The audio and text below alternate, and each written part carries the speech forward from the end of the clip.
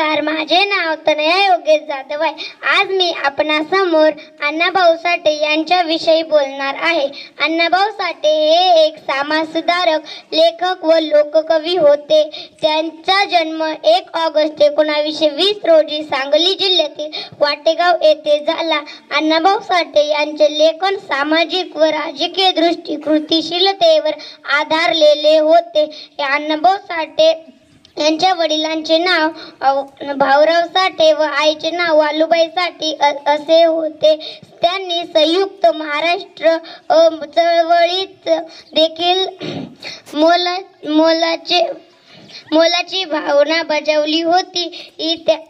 अण्णाभाऊ साठे यांनी दलित व वंचितांच्या हक्कासाठी मोठा लढा दिला. अण्णाभाऊ साठे यांनी 35हून कादंबऱ्या, पोवाडे, कथा व लोकगीते लिहिली. अण्णाभाऊ साठे हे लावणी व पोवाड्यांमुळे लोकांमध्ये लोकप्रिय झाले. सिंहगर्जना करायला काळीज पण सिंहाचेच लागते, सिंहगर्जना करायला काळीज पण सिंहाचेच लागते. म्हणून तर अण्णाभाऊ साठे यांच्या चरणी माझी मान सदैव झुकते.